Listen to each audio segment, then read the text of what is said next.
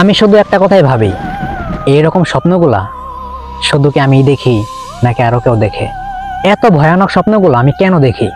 এইরকম স্বপ্ন যদি আমি একদিন দেখতাম, 2 দিন দেখতাম, ভালো লাগতো। এই স্বপ্নগুলো আমি প্রায় দেখি, কিন্তু কেন দেখি?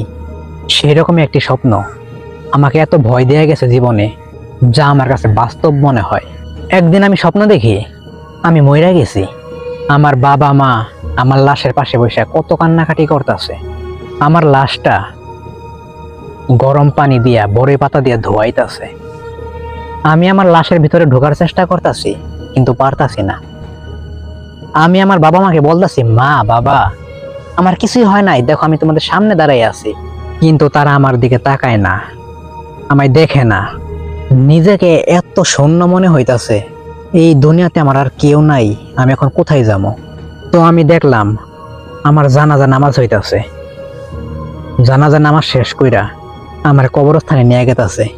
আমি কত পিছন থেকে ডাকার চেষ্টা করতেছি, ডাকাডাকি করতেছি, কেউ শুনতেছে না। আমাকে প্রথমে কবরের ভিতর নামাইলো, নামানোর পর আমাকে মাটি দেওয়া হলো, সবাই সেখান থেকে চলে আসলো।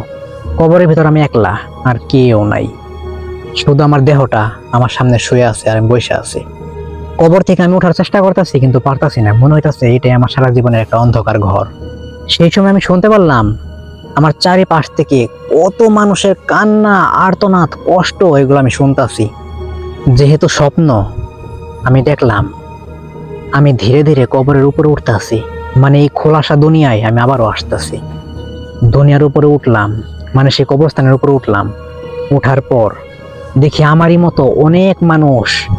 কিন্তু সেই সময় আমি দেখতে পারলাম সেই লোকগুলার সাথে যখন আমি কথা বলতে গেছি যে শুনুন আপনারা কে, তখন দেখলাম সেই লোকগুলা আমার কথা শুনতেছে, আমায় দেখতেছে এবং আমার সাথে কথাও বলতেছে।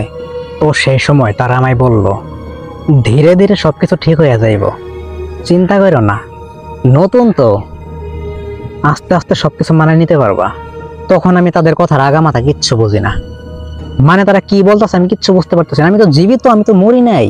আমি একটা অন্ধকার জায়গায় কি করলাম এতক্ষণ, কই আছিলাম? আমি আমার বাসায় ব্যাক করবো। আমি আমার বাসায় যাই, যার পর দেখি আমার বাবা মা কান্না করতেছে। তাদেরকে আমি কত ডাকার চেষ্টা করতেছি, মা দেখো আমি তোমার আশেপাশে বসে আছি, তোমার কাছে আমি বসে আছি, তুমি শুনতে পারতেছো না কেন? আমার বাবার কাছে যাই, তারও কোনো সারা শব্দ নাই।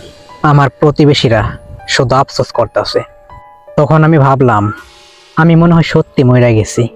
এখন যাদের দিকে আসলাম তারাই আমার বর্তমান সঙ্গের সাথী। তো এটা ভাইবা আমি আবার সেই কবরস্থানের দিকে রওনা দিই। ঠিক সেই সময় আমার ঘুমটা ভাঙ্গা যায়। ঘুম ভাঙার পর আমি দেখলাম এত ঘামছি আর এত চিৎকার চেঁচামেচি আমি করলাম, আল্লাহ এত কষ্ট, এত ভয় আমি জীবনে পাই নাই। আমি এত কান্নাকাটি করতেছি, সাথে সাথে আমার বাবা মা আমার ঘরে আসে। আমি তো তাদেরকে ধইরা এত চিৎকার করলাম, এত কান্নাকাটি করলাম। তখন মা বলে, কি হয়েছে এত কান্নাকাটি করতেছো কেন?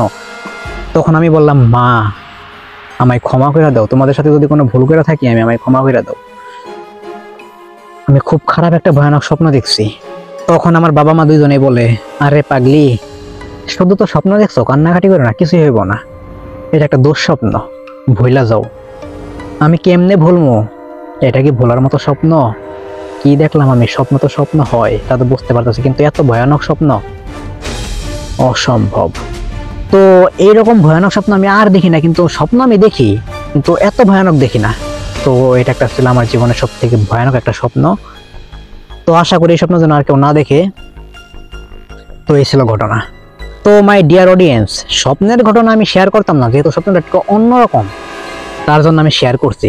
হয়তো ভাবতে পারেন এই স্বপ্নের ঘটনা আমি কোথায় পাইলাম, তাই তো সত্যি বলতে এই স্বপ্নটা আমি নিজে সংগ্রহ করি নাই।